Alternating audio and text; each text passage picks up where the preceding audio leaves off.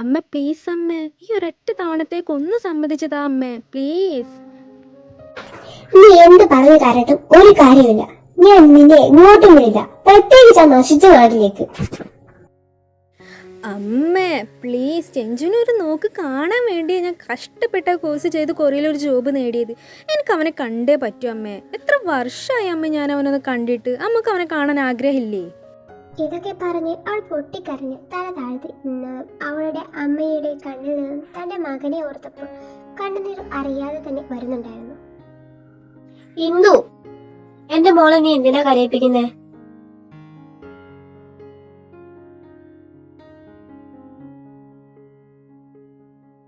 മുത്തശ്ശി, അമ്മയോട് പറ എന്നെ ഒന്ന് ടാഗോലി വിടാൻ. എനിക്ക് ചെഞ്ചുവിനെ കാണണം മുത്തശ്ശി. അവനെ കാണാൻ വേണ്ടി ഞാൻ ഈ കണ്ട പാടുപെട്ട് അവിടെ ഒരു ജോബ് നേടിയത്. എനിക്ക് അവനെ ഒരു തവണ കണ്ടാൽ മതി മുത്തശ്ശി. അവനെ കണ്ട അടുത്ത ദിവസം തന്നെ ഞാൻ തിരിച്ച് നാട്ടിലേക്ക് വന്നോളാം. പ്ലീസ് മുത്തശ്ശി, മുത്തശ്ശിയെങ്കിൽ അമ്മയോട് പറ, എനിക്ക് പോണം മുത്തശ്ശി എന്ന് പറഞ്ഞ് കരഞ്ഞുകൊണ്ട് അവൾ മുത്തശ്ശിയെ ഇറക്കി കെട്ടിപ്പിടിച്ചതും അവളുടെ തലയിൽ തടവിക്കൊണ്ട് മുത്തശ്ശി ഇന്ദുവിലേക്ക് പതിയെ നോട്ടം തെറ്റിച്ചു. തന്റെ മകനെ ഓർത്ത് കണ്ണീർ പൊഴിച്ച് മറ്റെങ്ങോ നോക്കി നിൽക്കുന്ന ഇന്ദു ഒരു നിമിഷം മുത്തശ്ശിയിലേക്ക് നോട്ടം തെറ്റിച്ചതും കണ്ണു തുടച്ച് അകത്തേക്ക് കയറിപ്പോയി. അപ്പോഴേക്കും കരച്ചിൽ നിർത്താതെ മുത്തശ്ശിയെ കെട്ടിപ്പിടിച്ച് നിൽക്കുന്ന കൊച്ചുമോളെ കണ്ട് മുത്തശ്ശി ചുണ്ടിൽ ചെറു പുഞ്ചിരിയും വിടർത്തി അവളുടെ നേരെ തിരിഞ്ഞു. മതി, നീ അഭിനയിച്ചത്, അവള് പോയി എന്ന് മുത്തശ്ശി പറയേണ്ട താമസം മുത്തശ്ശിയിൽ നിന്നും പതിയെ അകന്ന് നിന്നിട്ട് അവൾ ഇടക്കണ്ണിട്ട് അമ്മ നിന്നൊരു ഭാഗത്തേക്ക് ഒന്ന് പാടി നോക്കി. മൂപ്പത്തി അവിടെ കാണുന്നില്ലെന്ന് കണ്ടപ്പോ അവള് സ്വിച്ചിട്ട പോലെ കരച്ചിൽ നിർത്തി മൂക്കും വലിച്ചുകൊണ്ട് മുത്തശ്ശിയിലേക്ക് നോട്ടം തെറ്റിച്ചു. ഇതാ ലക്ഷ്മി കൊച്ചേ, നിങ്ങളെ മോള് എത്ര ആയിട്ട് അമ്പിനും വില്ലിനും അടുക്കുന്ന ലക്ഷണം ഒന്നും കാണാനൊന്നുമില്ലല്ലോ.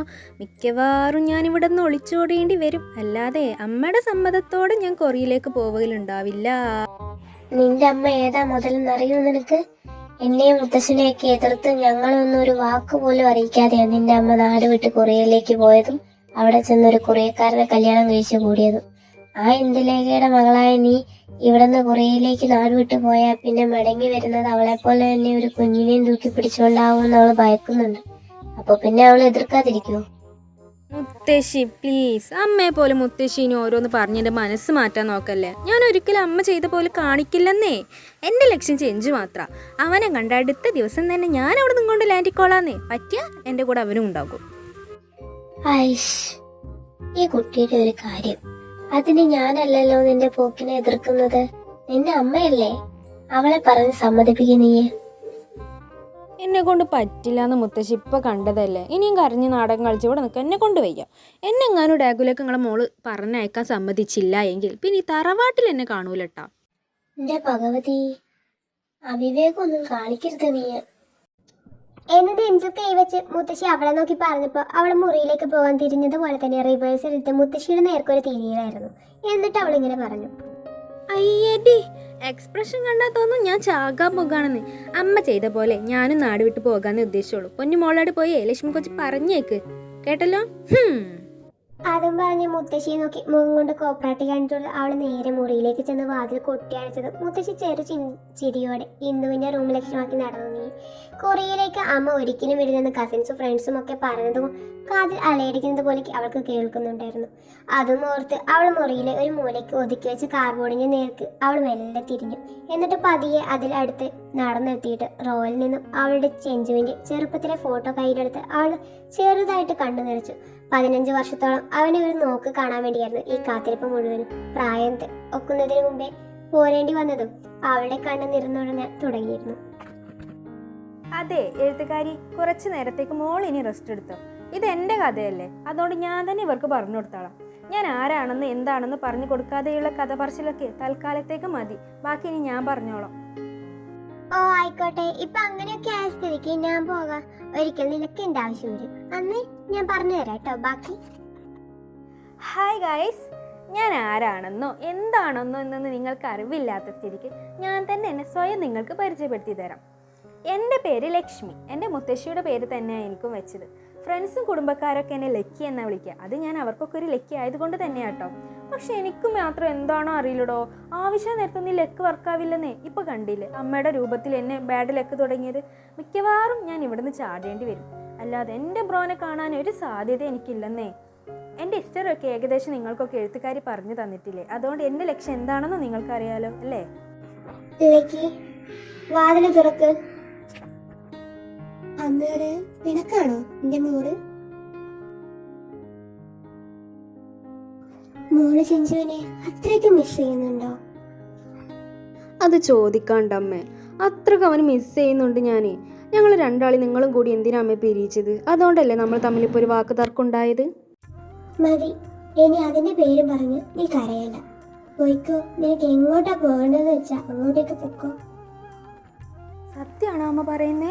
ഞാൻ കൊറിയയിലേക്ക് പോയിക്കോട്ടെ? താങ്ക്സ് അമ്മേ, thank you so much. Thanks ഒക്കെ അവിടെ നിൽക്കട്ടെ. അതിനു മുമ്പ് എനിക്ക് ചില കണ്ടീഷൻസ് ഒക്കെ ഉണ്ട്. അതിനൊക്കെ സമ്മതാണെങ്കിലേ നിന്നെ ഞാൻ അങ്ങോട്ട് വിടും. കൊറിയൻ ഡ്രാമകളൊക്കെ കണ്ടിട്ട് പൊന്നുമോൾക്ക് അവിടെയുള്ളവരൊക്കെ വല്ലാത്ത ഇഷ്ടമാണെന്ന് എനിക്കറിയാം. അതുകൊണ്ട് ആദ്യമേ പറയാണ് ലക്കി, ഒരുത്തനെയും നീ പ്രേമിച്ചു പോകരുത്. ഒരുത്തന്റെയും പ്രേമവലയത്തിൽ നീ വീണും പോകരുത്. സത്യം പറയാലോ, എനിക്കൊന്ന് പൊട്ടിക്കരണമെന്ന് വരെ തോന്നിപ്പോയി. കൊറിയൻ ഡ്രാമകളിലെ ഹീറോയിസിനൊക്കെ വായി നോക്കി വെള്ളം മറിക്കുന്ന എൻ്റെ ഉള്ളിൽ കൊറിയൻ കോയിയമ്മ ഇങ്ങനെ ഗുണ്ട് വെച്ച് തകർക്കുമെന്ന് ഞാൻ കരുതിയില്ല. ഫേക്കില്ല. പിന്നെ ചെഞ്ചുവിനെ കണ്ടുമുട്ടിയാൽ അടുത്ത ദിവസം തന്നെ നീ നാട്ടിലേക്ക് തിരിച്ചു പോകണം. പിന്നെ അവിടെ കടിച്ചു തൂങ്ങി നിൽക്കരുത്. അവിടെ എത്തിയാൽ പിന്നെ എന്നെ എന്നും വിളിച്ച് അവിടുത്തെ വിശേഷങ്ങൾ അറിയിക്കണം. ആരോടും കൂടുതൽ അറ്റാച്ച് ആകാൻ പോകരുത്. ഒരുപാട് ഫ്രണ്ട്സിനെ ഉണ്ടാക്കാനും നിൽക്കണ്ട. അമ്മയുടെ നീണ്ടു വരുന്ന കണ്ടീഷൻസിൻ്റെ ലിസ്റ്റ് കണ്ടോ? സത്യം പറയാലോ, എൻ്റെ തല പിരുത്ത് കയറി വരുന്നുണ്ടായിരുന്നു. പിന്നെ എന്ത് തേങ്ങാക്കൊലക്കാൻ ഞാൻ കൊറിയക്ക് പോകുന്നതെന്ന് വരെ അമ്മയോട് ചോദിക്കാൻ വരെ എനിക്ക് തോന്നിപ്പോയി. എന്തായാലും വേണ്ടില്ല, അമ്മേനെ അങ്ങോട്ട് വിടാൻ തന്നെ സമ്മതിച്ചാലോ അത് തന്നെ ഒരു വലിയ ആശ്വാസമായതുകൊണ്ട് ഞാൻ മനസ്സോടെ ആണെങ്കിലും അമ്മയുടെ എല്ലാ കാര്യത്തിനും ഞാനൊന്ന് മൂളിക്കൊടുത്തു. പിന്നെ പറയണ്ടല്ലോ, ആഘോഷമായിരുന്നു എനിക്ക്. നീണ്ട 15 വർഷത്തെ ഇടവേളയ്ക്ക് ശേഷം ഞാൻ വീണ്ടും കൊറിയയിലെ മണ്ണിൽ കാല് കുത്താൻ പോവുക. എൻ്റെ ചെഞ്ചുവിനെ കണ്ടുമുട്ടാൻ പോവാണ്. അയ്യോ ലല്ല.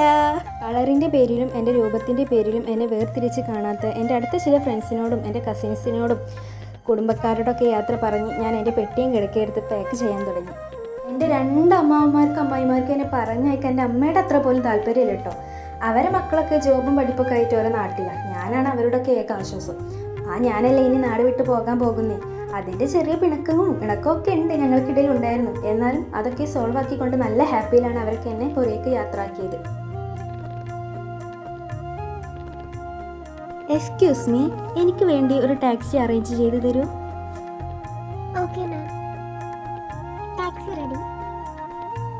എന്ന് എൻ്റെ മുന്നിൽ വന്ന് നിന്ന് ആരോ പറഞ്ഞതും ഞാൻ അഡ്രസ്സിൽ നിന്ന് അയാളിലേക്ക് നോട്ടം തെറ്റിച്ചു.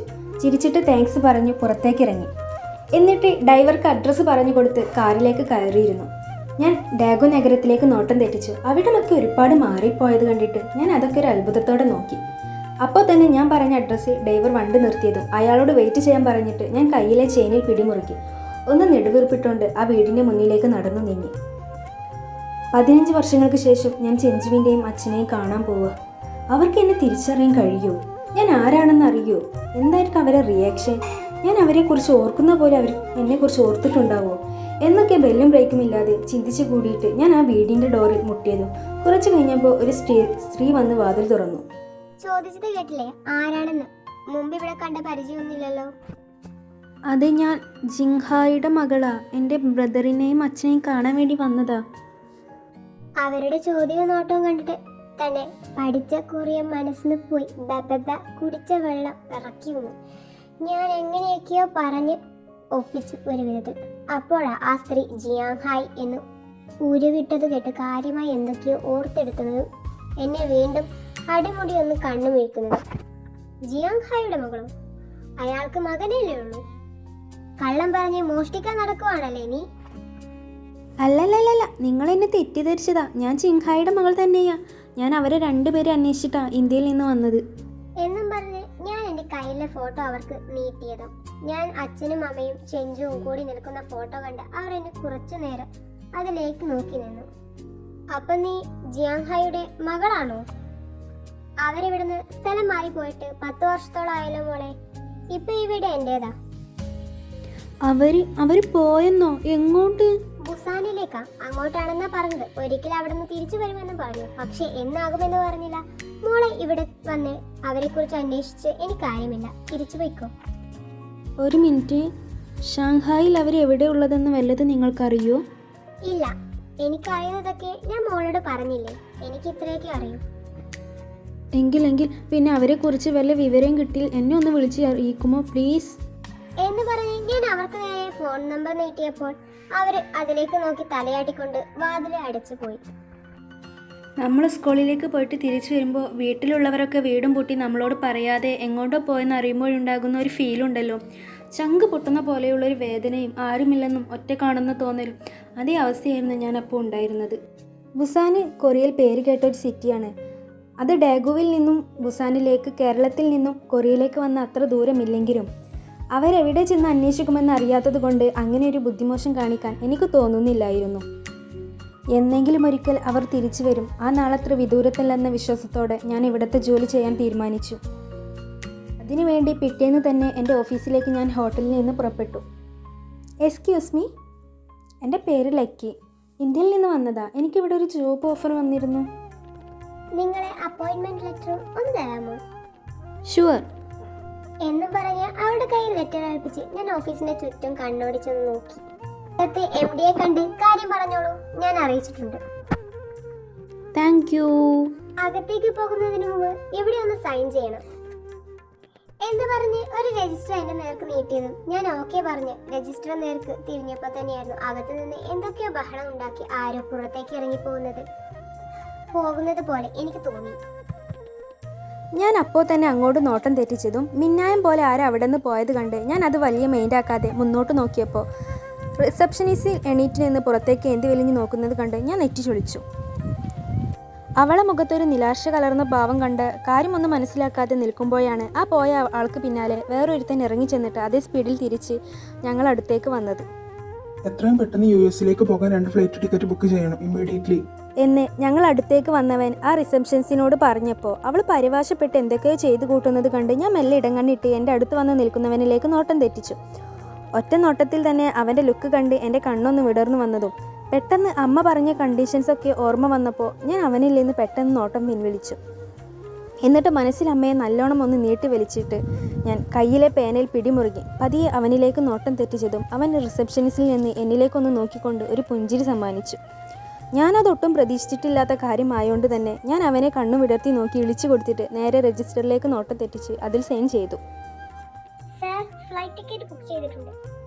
വീണ്ടും അവർ തമ്മിൽ ഇന്ന് വഴക്കായിരുന്നു. പക്ഷെ ഇത്തവണ അത് കുറച്ച് കൂടിപ്പോയെന്ന് മാത്രം. നമ്മുടെ ഹീറോ ഇനി ഇങ്ങോട്ട് വരില്ലെന്ന് പറഞ്ഞാൽ ഇറങ്ങിപ്പോയത്. ബോസിന് ആ തീരുമാനത്തിൽ ഒരു എതിർപ്പില്ല.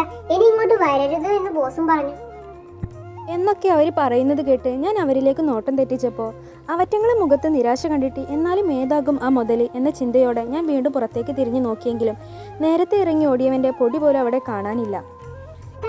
സൈൻ ചെയ്ത് കഴിഞ്ഞില്ലേ? പെട്ടെന്ന് നോക്കണോ? ഓക്കെ ജിയ, ഇത് ലക്കി, ഇന്ത്യയിൽ നിന്ന് വരവാണ്. MDയുടെ മുറി ഒന്ന് കാണിച്ചു കൊടുത്തേക്ക് എന്ന് റിസപ്ഷനിസ്റ്റ് കൂടെയുള്ള ഒരുത്തിയോട് പറഞ്ഞതും അവൾ നല്ലൊരു പുഞ്ചി എനിക്ക് സമ്മാനിച്ചുകൊണ്ട് എൻ്റെ അടുത്തേക്ക് വന്ന് എനിക്ക് നേരെ കൈ നീട്ടി. ഞാൻ മൈജിയ, MDയുടെ അസിസ്റ്റന്റ് ആണ്. ലക്കി, അതല്ലേ തന്റെ പേര്? മൈജിയ അവളെ നോക്കി ചോദിച്ചപ്പോ അവളൊന്ന് തല കുണക്കി കാണിച്ചു. MD ഇപ്പോ ചെയർമാന്റെ റൂമിൽ ഒരു മീറ്റിംഗിലാ, അതുകൊണ്ട് താൻ ഇവിടെ കുറച്ചു നേരം വെയിറ്റ് ചെയ്ത്. MD വന്നതിന് ശേഷം ഞാൻ തന്നെ വിളിക്കാം, അപ്പോൾ വന്നാൽ മതി. ഓക്കെ മൈജിയ. എന്നെ അങ്ങനെ വിളിക്കണമെന്നൊന്നുമില്ല, ജിയ എന്ന് വിളിച്ചാൽ മതി. അങ്ങനെ കുറെ സമയം അവൾ അവിടെ ഇരിക്കുന്നു. ഓഫീസിലെ സകല സ്റ്റാഫിന്റെയും നോട്ടം ചെന്ന് നിൽക്കുന്നത് ചെയർമാന്റെ മുറിയിലേക്കാണെന്ന് കണ്ടപ്പോൾ അവളും അങ്ങോട്ട് ക്ലാസ്സിലൂടെ നോക്കി കൊണ്ടിരിക്കുന്നത്. ചെയർമാൻ ആരോടോ കയർത്ത് സംസാരിച്ച് സീറ്റിൽ നിന്നും എണീറ്റ് നിന്നു.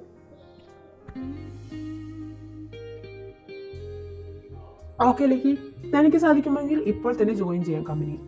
പിന്നെ തനിക്ക് താൻ എന്താ ചെയ്യേണ്ടതെന്നും തൻ്റെ ഡ്യൂട്ടി എന്താണെന്നും ജിയ പറഞ്ഞു തരും. ഓക്കെ. താനിപ്പോ എവിടെയാ താമസിക്കുന്നത്? MDയുടെ മുറിയിൽ നിന്ന് ഇറങ്ങി സീറ്റിലേക്ക് നടക്കുമ്പോഴാണ് ജിയ എന്നോട് ഇത് ചോദിച്ചത്. ഞാൻ അവളുടെ ഹോട്ടലാണെന്ന് മറുപടി നൽകി. ഹോട്ടലിലോ? അതിൻ്റെ ഒന്നും ആവശ്യമില്ല. തനിക്ക് പറ്റുമെങ്കിൽ എൻ്റെ കൂടെ ഞാൻ താമസിക്കുന്ന വീട്ടിൽ നിൽക്കാവുന്നതേ ഉള്ളൂ. ഞാനും എൻ്റെ വേറൊരു ഫ്രണ്ടുമാണ് അവിടെ നിൽക്കുന്നത്. ഒരാൾക്കും കൂടിയുള്ള വേക്കൻസി ഉണ്ട്. എന്ത് പറയുന്നു? ജിയ മുന്നോട്ട് നീട്ടിയ ഓഫർ അത്രയും പെട്ടെന്ന് കളയാൻ പറ്റാത്ത കാര്യമല്ലാത്തത് കൊണ്ട് ഞാനൊരു നിമിഷം ആലോചിച്ചുകൊണ്ട് അവളോട് ഓക്കെ പറഞ്ഞു. എന്നാൽ രൂപത്തിലും വേഷത്തിലും ആ വ്യത്യാസമില്ലെന്ന് മാത്രം. കൊറിയയിലെത്തിയപ്പോൾ തന്നെ ഞാൻ എൻ്റെ വേഷം ഇവിടെയുള്ളവരെ പോലെ മോഡേൺ ആക്കി മാറ്റിയിട്ടുണ്ടായിരുന്നു. ഹേയ് ലക്കി, അത് യൂയ, നമ്മുടെ ഡിപ്പാർട്ട്മെന്റിന്റെ ഹെഡാണ്. എവിടെ നോക്കിയാലും ലുക്കന്മാരാണല്ലോ എൻ്റെ ദൈവമേ. അമ്മേ. എന്താ എല്ലാവരും ഇവിടെ ഒരു കൂടി നിൽക്കുന്നത്? അല്ല, ഇതാരാ പുതിയൊരാള്? ഇത് നമ്മുടെ ഡിപ്പാർട്ട്മെന്റിലേക്ക് പുതുതായി ജോയിൻ ചെയ്ത ആളാണ്, ലക്കി ഫ്രം ഇന്ത്യ. അന്വേഷിച്ചോ, ഞാൻ യുയ, റിപ്പോർട്ട് ഹെഡ് ആണ്. ഒരു പുതിയ വർക്കിന്റെ തിരക്കിലായിരുന്നു. Anyway, nice to meet you Lucky. Hello, പുള്ളിക്കാരി ഈ ലോകത്തൊന്നും ഇല്ലെന്ന് തോന്നുന്നു. അമ്മ എന്നോട് ആരെയും പ്രേമിക്കരുത് എന്നല്ലേ പറഞ്ഞിട്ടുള്ളൂ, വായി നോക്കരുതെന്ന് പറഞ്ഞില്ലല്ലോ. അതോടെ ഞാൻ നല്ല വായി നോക്കും.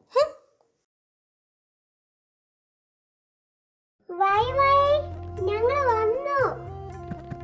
ഓഫീസ് ഡ്യൂട്ടി കഴിഞ്ഞതും ഞാനും ജിയയും കൂടി ഹോട്ടലിലേക്ക് ചെന്ന് എൻ്റെ ലഗേജ് കൊണ്ട് ജിയ താമസിക്കുന്ന വീട്ടിലേക്ക് ചെന്നതും ജിയ വാതിൽ തുറന്ന് അങ്ങനെ നീട്ടി വിളിച്ചപ്പോൾ ഷോർട്ട് ഹെയറുള്ള ഒരു പെണ്ണ് റൂമിൽ നിന്ന് ഹാളിലേക്ക് ഇറങ്ങി വന്നു. ഇതാ ഞാൻ പറഞ്ഞ ആള്, ഞങ്ങളുടെ കമ്പനിയിലേക്ക് പുതുതായി ജോയിൻ ചെയ്ത ലക്കി. ഹായ് ലക്കി, ഞാൻ വൈവൈ. ഇവിടുത്തെ അടുത്തുള്ള ചാനൽ വർക്ക് ചെയ്യാ. ഞാൻ ചില നോവലൊക്കെ എഴുതുന്നുണ്ട്, കേട്ടിട്ടില്ലേ? എന്റെ വൈവൈ, അവള് ഈ നാട്ടുകാരിയല്ല. ലുക്കില് നമ്മളെ നാട്ടുകാരെ പോലെ തോന്നിക്കുമെങ്കിലും അവള് ഇന്ത്യക്കാരിയാ. ഇന്ത്യ കണ്ടിട്ട് ഇന്ത്യൻ ലുക്ക് എവിടെയും കാണുന്നില്ലല്ലോ. അല്ല, നിന്റെ കൊറിയൻ ലുക്കും ഇന്ത്യയും തമ്മിൽ എങ്ങനെ ലിങ്കായി? അതവള് നിന്നോട് വിശദീകരിച്ച് പിന്നെ എപ്പോഴെന്ന് പറഞ്ഞു. അത് പറഞ്ഞപ്പാ പിന്നെ ഇത് പോരിന്റെ വഴക്ക് തന്നെയായിരുന്നു മോളെ ഓഫീസിൽ വെച്ച് നടന്നത്. അക്കാര്യം നിന്നെ അപ്പം തന്നെ വിളിച്ച് പറയണമെന്ന് എനിക്കുണ്ടായിരുന്നു. പക്ഷേ എക്സസൈസ് ന്യൂസ് ആയതുകൊണ്ട് ആ ടൈമിൽ തന്നെ നീ ക്യാമറയും പൊക്കി പിടിച്ച് വരുമെന്ന് അറിയാവുന്നതുകൊണ്ട് ഞാൻ മനഃപൂർവ്വം തന്നെ നിന്നോട് അറിയിക്കാതെ അറിയിച്ചിരുന്നെങ്കിൽ ഞങ്ങളെ കമ്പനി അറിയണേ. എന്നാലും നീ നല്ല അവസരം മിസ്സാക്കിയത്. അതിന് ഞാൻ നിനക്ക് വെച്ചിട്ടുണ്ട്. അല്ല, എന്നിട്ട് നമ്മുടെ ഹീറോ എങ്ങോട്ട് പോയേ? അത് എക്സ്ട്രാ ആയിട്ടാണ് അറിയില്ല. ലുഹാൻ യുഎസിലേക്ക് 2 ഫ്ലൈറ്റ് ടിക്കറ്റ് ബുക്ക് ചെയ്യാൻ പറയുന്നത് കേട്ടിരുന്നു. അത്ര എനിക്കറിയാം, കൂടുതലൊന്നും അറിയില്ല. അല്ലലേക്ക്, താൻ ഓഫീസിൽ കയറി വന്നപ്പോഴേ ബോസിന്റെ മകനെ ഓഫീസിൽ നിന്ന് ഇറങ്ങിപ്പോയത് താൻ കണ്ടില്ലേ? അല്ല, അവന് കണ്ടോ? ജിയ ലക്കിയോട് പെട്ടെന്ന് ചോദിച്ചപ്പോൾ എന്തോ കാര്യമായി ഓർത്തെടുത്തിട്ട് ആവോ എന്ന മട്ടിൽ അവൾ തോള് കുറിച്ച് കാട്ടി. ഇതാണ് നിങ്ങളുടെ ബോസിന്റെ മകൻ ലിയോ, കോങ് ഗ്രൂപ്പ്സിന്റെ വരുംകാല ചെയർമാൻ. എന്നപ്പോഴേക്കും ഒരു വലിയ ഇൻട്രൊഡക്ഷനോടെ വൈവൈ പറഞ്ഞത് കേട്ട് വൈവൈ അവളുടെ നേരെ ഫോൺ നീട്ടിയതും ബ്ലാക്ക് ടീഷർട്ടും പിങ്ക് നിറത്തിലുള്ള മുടിയുകളൊക്കെ ആയി കണ്ടാൽ തന്നെ ഒരു ബാഡ് ഇമേജ് തോന്നുന്ന ഒരാളെ കാണിച്ചു തന്നു. അത് കണ്ടപ്പോൾ തന്നെ ഇതാണോ ചെയർമാന്റെ മകൻ എന്ന ഭാവത്തോടെ അവൾ നോക്കി നെറ്റിച്ചുടിച്ചു. ഇവനെ കാണുമ്പോൾ തന്നെ ഒരു നെഗറ്റീവ് വൈബ് അടിക്കുന്നില്ലേ? ഉണ്ടല്ലേ, എനിക്കും അതേ അഭിപ്രായ. പക്ഷേ ഇവിടെ ചിലരൊക്കെ ഉണ്ട് അവനൊരു ഹീറോയെ പോലെ കാണുന്നത്. എന്ന അക്ഷരാർത്ഥത്തിൽ ഞാൻ പറയാം, he is a playboy. പ്ലേ ബോയോ എന്ന് വെച്ചാ? No doubt, yes, playboy. കണക്കിലധികം ഗേൾ ഫ്രണ്ട്സിനെ കൂടെ കൊണ്ട് നടക്കുന്നവനാണ്. ഇപ്പൊ തന്നെ അവന്റെ ലിസ്റ്റിൽ എണ്ണക്കപ്പെട്ട പെണ്ണുങ്ങൾ എത്ര കാണും? ശരിക്കുമുള്ള പ്ലേ ബോയ് തന്നെയാണ്. Why stop it. ലിയോൺ അങ്ങനെയുള്ള വ്യക്തിയൊന്നുമല്ല. He is a perfect man. ഇതാണ് നിങ്ങളെ കമ്പനിയിലെ ആൾക്കാരെ കുഴപ്പം. അവൻ ആരാണെന്ന് നല്ലോണം അറിഞ്ഞു വെച്ചിട്ട് തന്നെയാ അവനെ വാനോളം പുകഴ്ത്തുന്നത്. അതുകൊണ്ടൊക്കെ തന്നെയാ അവൻ ഇങ്ങനെ പഴന്ന് പന്തലിക്കുന്നത്. നീ എന്തൊക്കെ പറഞ്ഞാലും ലിയോൺ ഞങ്ങൾക്ക് എന്നും ഞങ്ങളുടെ ഹീറോ തന്നെയാ. അവന്റെ ഗേൾഫ്രണ്ട് ലിസ്റ്റിൽ ഒരിക്കലെങ്കിലും കയറിക്കൂടാൻ പറ്റണമെന്ന് എന്റെ പ്രാർത്ഥന എന്ന് ജിയ പറഞ്ഞ പിന്നാലെ വൈവൈ അവളെ എതിർത്തുകൊണ്ട് ബോസിന്റെ മകനെ പറ്റി ഓരോന്ന് പറഞ്ഞ് ഒടുക്ക രണ്ടും പൊരിഞ്ഞ വാക്കുതർക്കത്തിൽ ഏർപ്പെട്ടു.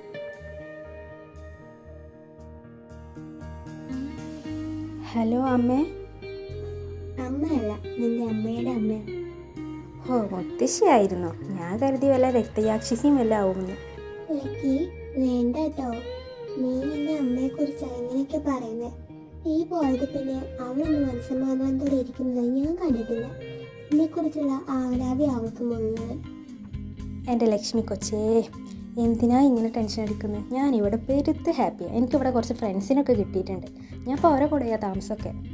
അതൊക്കെ അവിടെ നിൽക്കട്ടെ. നീ പോയ കാര്യം എന്തായി? നിന്റെ ഏട്ടനെ കുറിച്ച് വല്ല വിവരം കിട്ടിയോ? ഇല്ല മുത്തശ്ശി, അവനെ കുറിച്ചൊരു അറിവും ഇല്ല. ഞങ്ങളെ വീട്ടിൽ ഇപ്പോൾ വേറെ ആരുമാണ് താമസിക്കുന്നത്. അച്ഛനും ചെഞ്ചും ഇവിടെ ബുസാനിലാണെന്നൊക്കെ കേട്ടെ. എന്താ വെച്ചാ നീ തീരുമാനിക്കുക.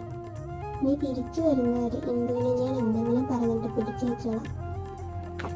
나는 당신은 너와 이해가의 mention 이해하지 못하겠습니다. 몇번 그날이래 나인데도 എന്ന് ജിയ അവളെ അനുകൂലിച്ച് പറഞ്ഞപ്പോൾ അവൾ ചിരിച്ചുകൊണ്ട് അവളുടെ കഥ മുഴുവൻ ഓരോന്നായി പറഞ്ഞു കൊടുത്തു. അപ്പം നീ നിന്റെ ബ്രദറിനെ അന്വേഷിച്ചാണ് ഇങ്ങോട്ട് വന്നത്. അവരപ്പോ ബുസാനിലല്ലേ ഉള്ളേ? അല്ല, അവർ ബുസാനാണെങ്കിൽ നീ ഡേഗോ നിന്നിട്ട് ഒരു കാര്യമില്ലല്ലോ ലക്കി. അല്ല ജിയ, എനിക്കെന്തോ ഒരു വിശ്വാസമുണ്ട് അവനെ ഞാൻ ഈ ഡാഗു വെച്ച് കണ്ടുമുട്ടും തന്നെ. എന്തായാലും അവരെ കണ്ടുപിടിച്ചിട്ട് ഞാൻ ഇനി നാട്ടിലേക്ക് മടങ്ങുള്ളൂ, അതുറപ്പാ. അപ്പൊ ഒരു സ്റ്റോറിക്കുള്ള വകുപ്പുണ്ടല്ലേ നിന്റെ ലൈഫിന്. ഇവൻ ബ്രദറിനെ തേടി ഇന്ത്യയിൽ നിന്നും കൊറിയയിലേക്ക് വന്ന ഒരു ഇന്ത്യൻ കൊറിയൻ പെൺകുട്ടി. വാവ്, സൂപ്പർ. എന്റെ അടുത്ത നോവലിലേക്കുള്ള കഥ തേടി നടക്കുകയാണ് ഞാൻ. എന്റെ അടുത്ത നോവൽ തന്നെ നിന്റെ ബേസ് ചെയ്തിട്ട് ആണ് ലക്കി.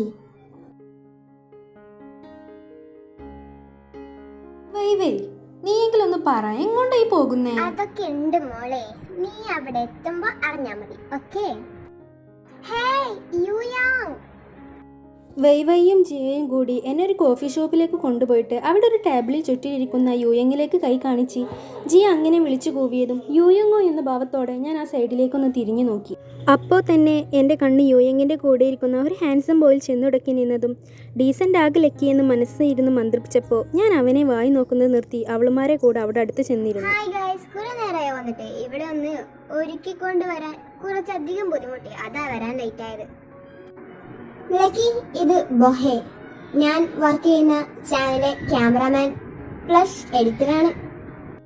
എന്ന് വൈവൈ എനിക്ക് അവനെ പരിചയപ്പെടുത്തി തന്നതും ഞങ്ങൾ പരസ്പരം കൈകൊടുത്ത് ഹായ് പറഞ്ഞു ചിരിച്ചു. ഞങ്ങൾ 4 പേരും കോളേജ് പഠിക്കുമ്പോൾ തൊട്ടേ ഫ്രണ്ട്സ് ആണ്. ഇപ്പോൾ ഞങ്ങളുടെ കൂട്ടത്തിൽ ഒരാൾ കൂടി വന്നെന്ന് കേട്ടപ്പോൾ ഇവന് നിന്നെ കാണണമെന്നും പരിചയപ്പെടണമെന്നും പറഞ്ഞു. അതാ ഞാൻ നിന്നെയും കൂട്ടി ഇങ്ങോട്ടേക്ക് വന്നത്. ലക്കി ഇന്ത്യയിൽ നിന്നും വന്നത് തന്റെ ബ്രദറിനെ തേടിയാണെന്ന് വൈവൈ പറഞ്ഞു. പോരാത്തതിന് ഞങ്ങളുടെ ചാനലിൽ ഒരു ആർട്ടിക്കിൾ ഉണ്ട്. അവൾക്ക് ഇതൊരു തുടർക്കഥയായി പബ്ലിഷ് ചെയ്താലോ എന്നും ആഗ്രഹമുണ്ട്. സ്റ്റോറി പറയുന്നത് കേട്ടപ്പോ എനിക്ക് ഇൻട്രസ്റ്റ് ആയി തോന്നി. ഇയാൾക്ക് ഓക്കെ ആണെങ്കിൽ ഇത് പബ്ലിഷ് ചെയ്തോട്ടെ. അതൊക്കെ അവർക്ക് സമ്മത, അതുകൊണ്ടല്ലേ ഞാൻ നിനക്ക് കഥ പറഞ്ഞു തന്നതും. എന്തായാലും ഇതുകൊണ്ട് നിനക്ക് നേട്ടമേ ഉള്ളൂ. തന്റെ ബ്രദർ എങ്ങാനും ഇത് വായിക്കാനിടയായാൽ അവൻ നിന്നെ തേടിയെത്തിയാലോ. എങ്കിലും നമുക്ക് നമ്മുടെ വഴികളെ കുറിച്ച് അന്വേഷിക്കാം. നിന്റെ കയ്യിൽ അവന്റെ ഫോട്ടോ മറ്റും ഉണ്ടോ? ഉണ്ട്, ഞങ്ങൾ ചെറുപ്പത്തിലെടുത്തൊരു ഫോട്ടോയുണ്ട്. ഞങ്ങൾ പിരിയുന്നതിന് കുറച്ച് മുന്നേ എടുത്ത ഫോട്ടോയാ. ഹേയ് ലക്കി, തന്റെ ബ്രദറിനെ കണ്ടാൽ താൻ എങ്ങനെ തിരിച്ചറിയും? അവൻ്റെ ചോദ്യം കേട്ടപ്പോൾ ഞാൻ ചിരിച്ചുകൊണ്ട് എൻ്റെ കയ്യിൽ ചുറ്റിയിരിക്കുന്ന ചെയിനിലേക്ക് നോട്ടം തെറ്റിച്ച് അതിൽ പിടിച്ചു. നിങ്ങൾ ഈ ചെയിൻ കണ്ടോ? ഇതെനിക്ക് എൻ്റെ അച്ഛൻ വാങ്ങി തന്ന ബർത്ത്ഡേ ഗിഫ്റ്റാ. ഇതുപോലെ ഒരെണ്ണം അവൻ്റെ കഴുത്തിലും അച്ഛൻ കെട്ടിക്കൊടുത്തിട്ടുണ്ട്. അതൊരിക്കലും അവൻ്റെ കഴുത്തിൽ നിന്ന് ഊരില്ല, അതെനിക്ക് ഉറപ്പാണ്. അങ്ങനെയെങ്കിലും എനിക്ക് അവനെ കണ്ടുപിടിക്കാൻ സാധിച്ചാലോ. But lucky, it is impossible. കാരണം ഇതുപോലെ മോഡൽ വരുന്നുള്ള ചെയിനുകളൊക്കെ പലരും ഇട്ട് നടക്കുന്നുണ്ട്. എന്റെ കഴുത്തിൽ നോക്കി, ഇതുപോലെ വരണ എന്റെ ബ്രദറിന്റെ കഴുത്തിലുമുണ്ട്. ഹേയ് ലക്കി, താൻ ഇങ്ങനെ ഭൂമി ആവണ്ട, നമുക്ക് വഴിയുണ്ടാക്കാം. പക്ഷേ ഈ ചെയിനിന്റെ ലോക്കറ്റിന്റെ ഒരു ഭാഗ്യം കാണുമല്ലോ. അത് പണ്ടങ്ങ് എൻ്റെ കഴുത്തിൽ നിന്ന് പൊട്ടിപ്പോയതാ. പിന്നീട് ഇത് കയ്യിലിട്ട് നടക്കാൻ തുടങ്ങി. ഈ ചെയിൻ ഇപ്പോഴും ഒരു കേടുപാടും കൂടാതെ ചെഞ്ചു കൊണ്ട് നടക്കുന്നതാവും എന്ന് തന്നെയാണ് എൻ്റെ വിശ്വാസം. സപ്പോസ് തന്റെ ബ്രദറിനെ ഇപ്പൊ താൻ മീറ്റ് ചെയ്തെന്ന് കരുതിക്കോ, എന്തായിരിക്കും തന്റെ റിയാക്ഷൻ? ബൊഹ പറഞ്ഞത് എന്നെങ്കിലും നടക്കുമെന്ന് തന്നെയാണ് എൻ്റെ വിശ്വാസം. അങ്ങനെ സംഭവിച്ചാൽ അവനെ കെട്ടിപ്പിടിച്ച് ഒരുപാട് നേരം കരയും. അവൻ്റെ കൂടെ കുറച്ച് സമയം ചെലവിടും. പറ്റിയാൽ അതിൻ്റെ അടുത്ത ദിവസം തന്നെ ഞാൻ തിരിച്ച് നാട്ടിലേക്ക് മടങ്ങിപ്പോവും. അവന് സമ്മതമെങ്കിൽ കൂടെ അവനും കാണും എന്നൊക്കെ പറഞ്ഞപ്പോൾ അവർ 4 പേരും എന്നെ ആശ്വസിപ്പിച്ചുകൊണ്ട് അങ്ങനെ തന്നെ നടക്കുമെന്ന് പറഞ്ഞ് എനിക്കൊരു കോൺഫിഡൻ്റ് ഒക്കെ തന്നു. പിന്നീട് അങ്ങോട്ട് ഞങ്ങൾ 5 പേരുടെയും ആളുകളായിരുന്നു. ഞങ്ങൾ 5 പേരും അത്രയ്ക്കും ബെസ്റ്റ് ഫ്രണ്ട്സായി മാറി. ബൊഹയുടെ സഹായത്തോടെ തന്നെ ഞാൻ അവരെ ചാനലിൽ ഇപ്പോൾ പാർട്ട് റിപ്പോർട്ടറായി ഞാൻ അവിടെ വർക്ക് ചെയ്യുന്നുണ്ട്. അതൊക്കെ ചെഞ്ചുവിനെ കണ്ടുപിടിക്കാൻ വേണ്ടിയായിരുന്നു. അവരെ സഹായത്തോടെ ഞങ്ങൾ ചാനലിലും മാഗസീനിലും പത്രത്തിലുമൊക്കെ ഞങ്ങൾ ചെറുപ്പത്തിലെ ഫോട്ടോയും എൻ്റെയും ചെഞ്ചുവിൻ്റെയും ഫോട്ടോയും വെച്ച് പരസ്യം ചെയ്തെങ്കിലും ഒരു പോസിറ്റീവ് റെസ്പോൺസ് ഒന്നും ഞങ്ങളെ തേടിയെത്തിയില്ല. എന്നിട്ടും ഞങ്ങൾ ശ്രമം വിടാതെ മാസത്തിലൊരിക്കൽ ആ ന്യൂസ് തന്നെ വീണ്ടും വീണ്ടും പബ്ലിഷ് ചെയ്തു തുടങ്ങി. ദിവസങ്ങൾ കടന്നു പോകുന്നതിനനുസരിച്ച് അമ്മയുടെ ബി പിയും ടെൻഷനും കൂടാൻ തുടങ്ങിയപ്പോൾ ഞാൻ മനഃപൂർവ്വം അമ്മയുടെ കോളുകൾ അവോയ്ഡ് ചെയ്യാനും തുടങ്ങിയിരുന്നു.